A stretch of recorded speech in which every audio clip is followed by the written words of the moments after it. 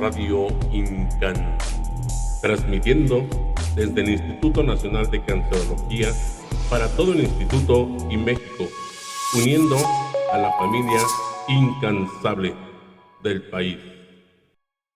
Hola, ¿qué tal, familia incansable? ¿Cómo están? Bienvenidos a una nueva edición de los podcasts. En esta ocasión, con motivo del mes del cáncer de mama, queremos inaugurar, este es un segmento, una idea que es aquí de nuestro maestro Alberto Alvarado Miranda. Él es médico adscrito en la clínica de mama y pues estamos editando una serie de segmentos con toda la gente influyente del Instituto Nacional de Cancerología que forman parte de la clínica de mama, una clínica muy importante aquí en el Instituto Nacional de Cancerología. Y pues ha sido idea de aquí nuestro maestro Alberto empezar desde la historia, y qué más que hablar de la historia que con nuestra maestra María Teresa Ramírez, un ícono, un personaje icónico del Instituto Nacional de Cancerología, con quien hablaremos de la historia del cáncer de mama y cómo ha evolucionado el cáncer de mama aquí en México. Maestro. Buenas tardes, Ramiro. Gracias. Buenas saludos a todos a la audiencia. Doctora Ramírez, un gusto tenerla aquí. Muchas gracias por invitarme. Siempre es importante platicar con la gente de que ha conocido la institución a través de los años, que ha visto los cambios. Y usted es un personaje importantísimo, fundamental, no solamente en el desarrollo de las pacientes de la institución del cáncer de mama, sino en la formación de residentes, de médicos, atención a la gente. Usted, doctora, ¿qué nos puede platicar de todos estos años de experiencia? ¿Cómo ha visto a nuestros pacientes, nuestros cambios? Bueno, pues ustedes han visto que el instituto ha cambiado de ser una área pequeñita, se ha vuelto casi un monstruo, ¿verdad?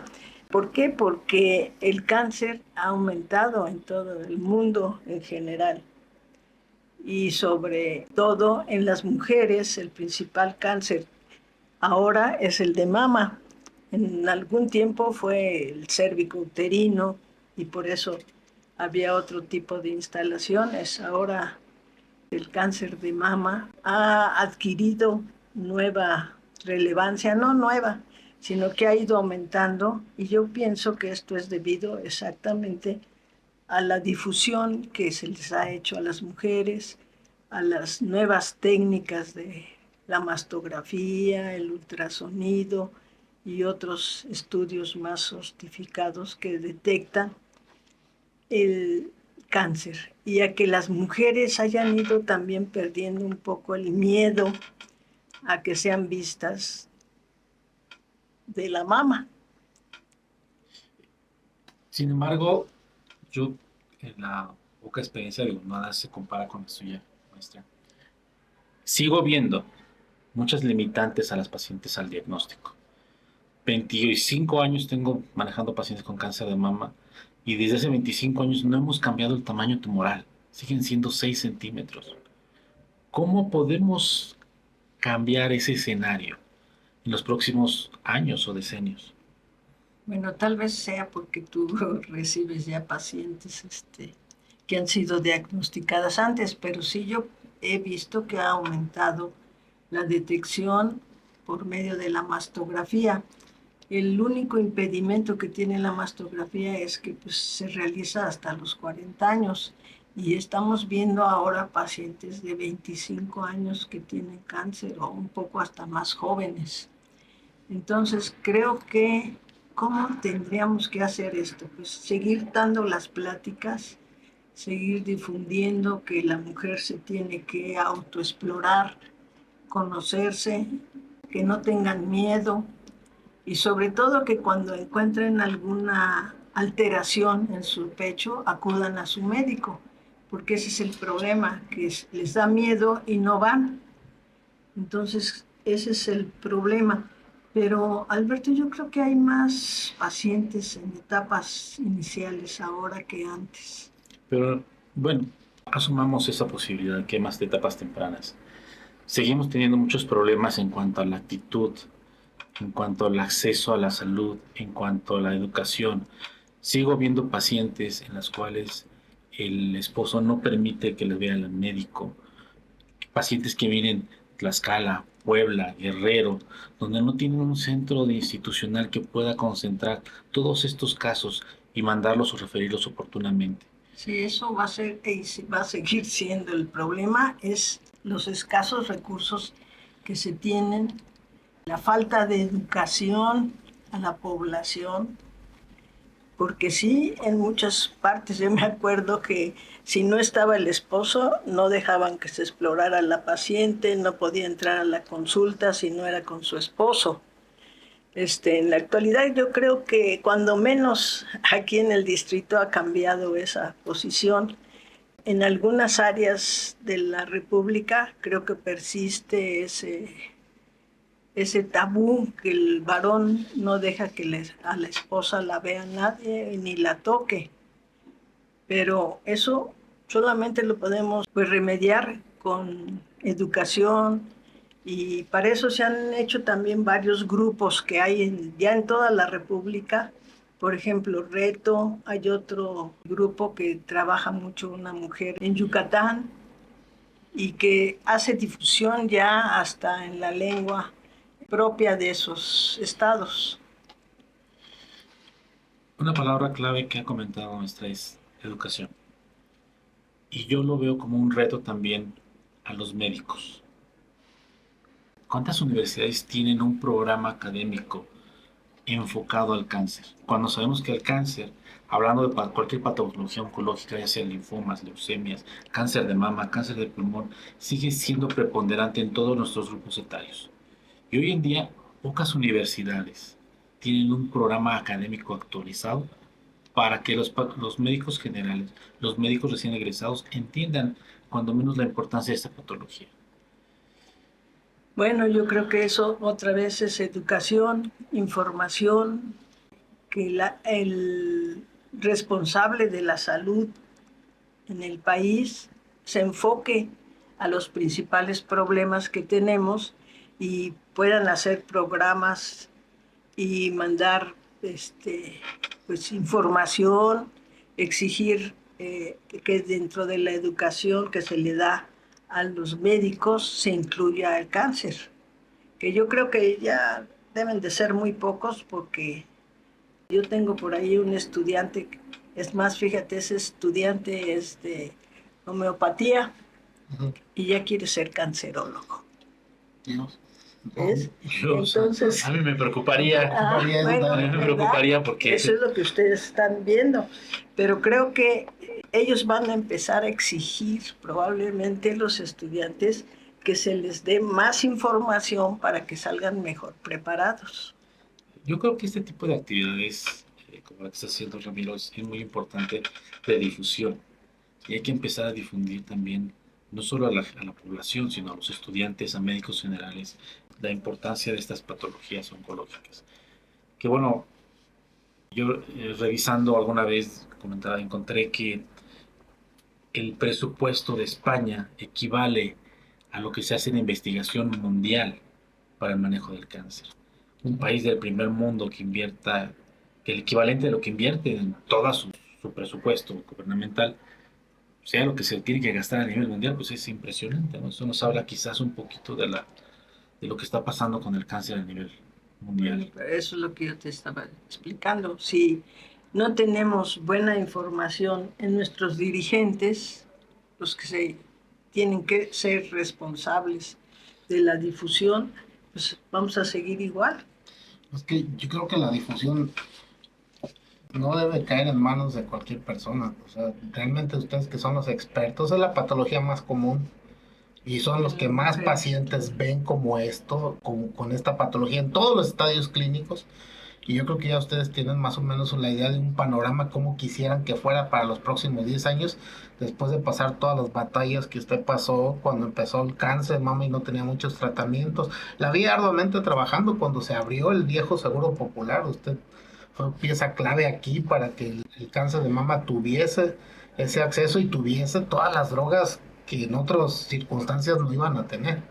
Entonces, obviamente, yo decía, bueno, los dirigentes se asesoran de nosotros y ellos son los que saben pantalla, pero yo creo que desde estos foros llegamos a más gente y es la gente real. Usted, ¿cómo quisiera que le llegaran sus pacientes? ¿Qué quisiera que los médicos que nos están escuchando, que son médicos generales y que son enfermeras y que son médicos que diagnostican el cáncer de mama pero que no pueden tratarlo? ¿Qué quisiera decir? No lo atores, no te lo tardes tanto, la biopsia, la mastografía, y hay que referirlo a estos lugares, porque a final de cuentas, en provincia, yo trabajo mucho en provincia, los medios tratan acá, ok, ahí está el doctor que está en cancerología, si sale algo mal se lo lleva para allá. Y pues no es así, porque ya con eso, ya le bloqueaban, ¿se acuerdan? En aquel tiempo llegaban tratados y ya bloqueaban un tratamiento o la maltrataban al paciente y ya no recibía lo que tenía que recibir de primera línea y si llegaba virgen a tratamiento.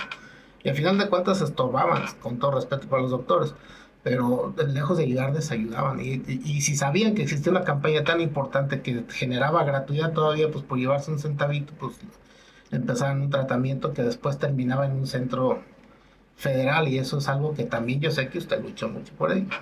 El problema yo digo que es educación y recursos. Entonces, aún nosotros en esta institución tenemos en la actualidad pues una falta de recursos por la cual los pacientes se le están haciendo tratamientos muy atrasados, y ustedes lo saben. Por ejemplo, tú, Alberto, como oncólogo médico, sabes que faltan muchos medicamentos. El radioterapeuta no tiene su aparato, está descompuesto, no se lo componen.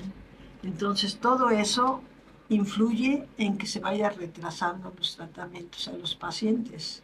El cáncer ha cambiado. Antes, pues casi todo era cirugía. Quitábamos todo lo que se podía y ahí iba el paciente a seguir viviendo. Cuando se podía hacer una buena cirugía, empezaron a llegar, bueno, la radioterapia siempre ha existido también junto con la cirugía, y la oncología médica empezó a ofrecer mejor calidad de vida a los pacientes, más tiempo de vida, pero si empezamos a ver que nos faltan ahora medicamentos, que no tenemos aparato de radioterapia, entonces eso quiere decir que todo eso influye en todo el panorama para hacer un buen tratamiento. Aunque la paciente llegue aquí, tú has visto las colas que hay de pacientes ahora. ¿Por qué? Porque se acabó el seguro popular.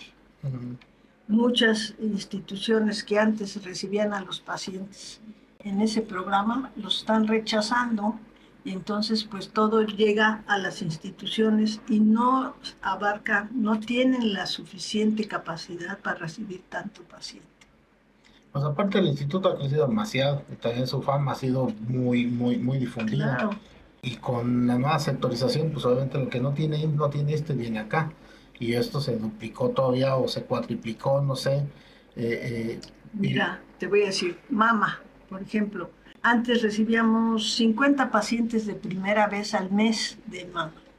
Ahorita estamos recibiendo más de 100 con el mismo personal, con el mismo recursos económicos para medicamentos, para la radioterapia. O sea, todo se complica, se satura. Sí. Y luego, por ejemplo, hay instituciones que no tienen la radioterapia. Por ejemplo, el Hospital General no ha podido levantar su departamento de radioterapia Y tienen que venir acá. ¿Sí? Sí. Entonces, no es posible. Los pacientes que antes trataba, por decirte, de mama, FUCAM, Sí. ahora pues sí los trata mientras tiene con qué pagar. El día que ya no tienen con qué pagar, te los mandan también acá. Entonces, ese es el problema. Ese es el problema de ser buenos, doctora. No es de ser buenos, es de que no tienen recursos los pacientes.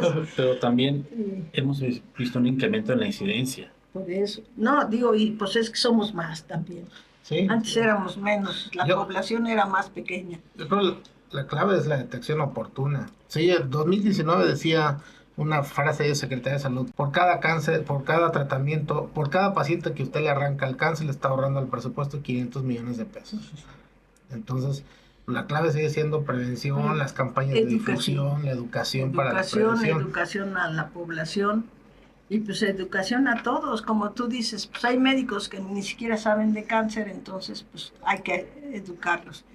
hay escuelas que no les dan Oncología, oncología, neonatología. pues hay que darles oncología. No podemos remediar todo si no empezamos desde abajo.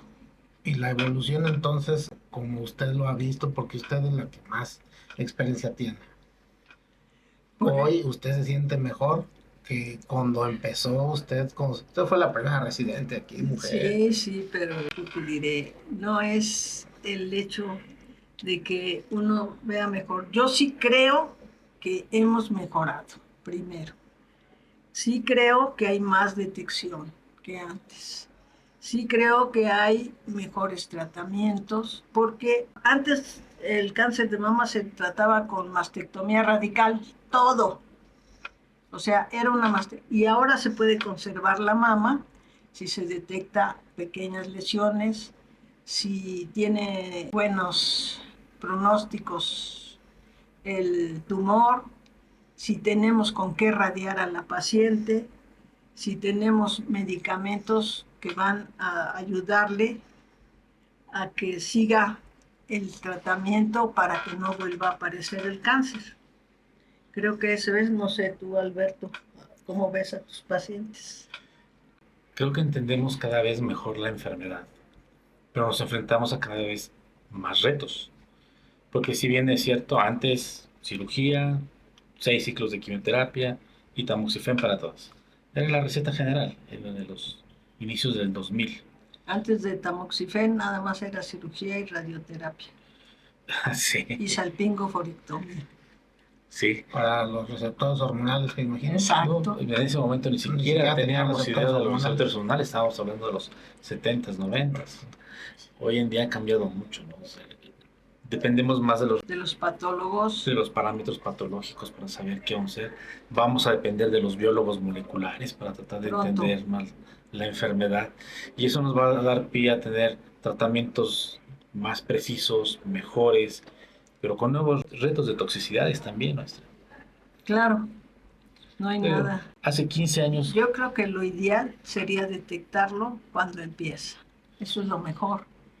Pero como todavía no tenemos suficientes aparatos para detectar esto, a las mujeres jóvenes antes de los 40, pues una mastografía no nos va a dar buena información y el ultrasonido pues nos ayuda algo, aunque no sea ahora las nuevas técnicas que tenemos de detección. la resonancia magnética, la mastografía contrastada, pero Exacto. no son estudios accesibles a todos. ¿Ves? Eso es. ¿Qué sigue para las mujeres, maestra? ¿Qué sigue? ¿Qué sigue para estos años? ¿Qué sigue? Pues nada más educación. Yo seguiría con la educación, que pierdan las mujeres el miedo a tener cáncer. Si se sienten algo, acudan a su médico, que insistan en que las revisen, que les hagan los estudios convenientes para que se pueda hacer el diagnóstico temprano, antes de que ya se haya salido de la mama el tumor.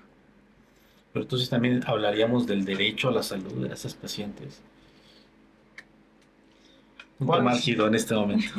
¿Qué planes tiene, maestro, para este mes? A ver, Este es el primero de los podcasts.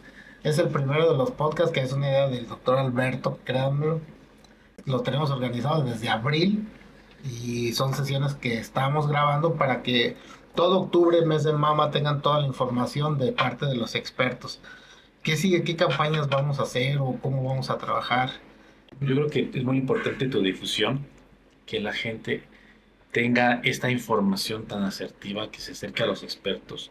Tendremos cirujanos que nos hablarán de las nuevas técnicas de cirugía, cómo manejar el diagnóstico, las nuevas drogas para los pacientes con cáncer de mama y quizás alguna experiencia de pacientes, ¿no? Sí, Nos puedan... sí, yo creo que los pacientes son importantes, que pierdan el miedo, porque si tú les dices cáncer, ya se murieron.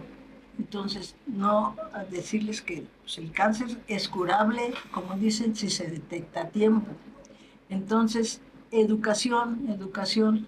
Y si no están a gusto con su diagnóstico, busquen a otras personas o vayan a algunas partes donde se hace la detección. ¿Quién debería hacer la detección, jefa? El médico general, su médico de la paciente es el que tiene que hacer la detección. Pero tenemos que educar al médico general para que sepa cómo palpar y Pues cómo claro, identificar así es. un nódulo ya crecido. Supongo que eso ya es casi tarde. Bueno, no Ahorita- tanto, pero sí. Pues es que yo creo que depende también de los fenotipos, ¿no? Sí. O sea, un médico tiene la capacidad de detectar, bien entrenado, un tumor de 1 centímetro. La paciente, 2 centímetros. Pero la mastografía es la que detecta lesiones no subclínicas, palpables. lesiones no palpables, que son cuando tienen más oportunidad de curarse. Entonces, ¿qué va primero? ¿Mastografía y después ultrasonido o van juntas? ¿Cómo Las se dos van Las juntas. dos Tendremos a juntas. alguien que nos hable de eso Oh, también. excelente. Qué bueno, familia incansable. La verdad, vuelvo a reiterar, idea del maestro Alberto, hacer todo el mes de mama para ustedes, empezando con un icónico personaje del Instituto Nacional de Cancerología, para dar la apertura a este mes del cáncer de mama, para que ustedes hagan la detección, tengan toda la información, no se les escape nada y puedan lograr la detección oportuna y con ello salvar la vida. El cáncer de mama no es sinónimo de muerte, ¿verdad? No, claro que no. Y es tratable si se detecta. Así es. Más lo que les quiere decir a la gente, maestra. Pues nada, que tenemos pacientes que ya han pasado por esto y que ya tienen más de 50 o 60 años de estar viviendo. Sí, excelente. Entenderán, familia Casal, que yo soy un humilde hematólogo y el maestro Alberto le sabe el cáncer de mama, entonces, pues él es el del podcast en esta fase. Y Así la verdad, es. ojalá podamos seguir trabajando Claro. con otras cosas más después de este periodo piloto que estamos sacando. Esperemos que tenga mucho éxito para quien lo queremos llevar. Maestro Alberto, algo que tenga que decir. Pues que no tengan miedo a las pacientes, ¿no? Que acudan, que se revisen, que entiendan que aunque esté avanzada la enfermedad, siempre hay posibilidades. Usted se acordará, jefa, cuántas pacientes con metas cerebrales tenemos bien Sí, vivas. o sea que no se desesperen, esa es una cosa, porque la paciente de repente dice, pues ya no tengo remedio, ya para qué me quedo, ya para qué hago cosas. Siempre hay algo que hacer para que la calidad de vida sea buena. Qué bonita frase, maestra, la verdad, porque es algo en lo que estamos trabajando con la doctora Erika Ruiz y Oncología Integrativa, esa parte. Llegan con mucho miedo acá abajo. Claro, Llegan con mucho miedo, llegan apurados y corriendo porque el doctor que no entiende el cáncer, pero que le salió en el papel cáncer, urge que vayas, mujer, porque te estás muriendo. Esa es la frase que dicen casi todos. Y vienen todos bien espantados, ya tráteme hoy, póngame la quimio hoy. Eso, como te Sí, digo, sí. ya el proceso ya está. Danos el tiempo necesario para confirmar, estadificar y buscar tu Y mejor buscar lo tratamiento, porque mejor, siempre hay exacto. algo que hacer. Así es. Pues le agradezco muchísimo. Maestro, pues le Gracias. dejamos aquí a ambos el incansable. Esto es, usted decía que para darse, no, es que va jalado para adelante. O sea, los incansables siempre van para adelante.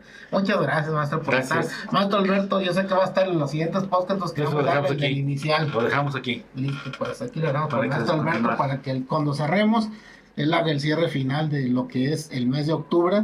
Y saldrán este podcast y obviamente 2 cada semana todo octubre.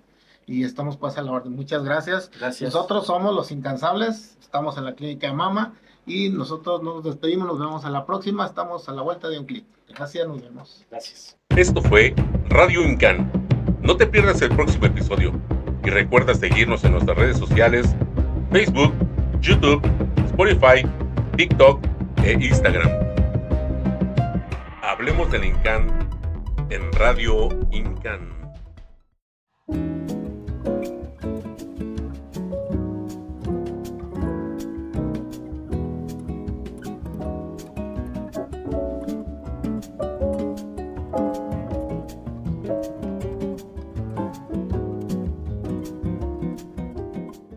Instituto Nacional de Cancerología.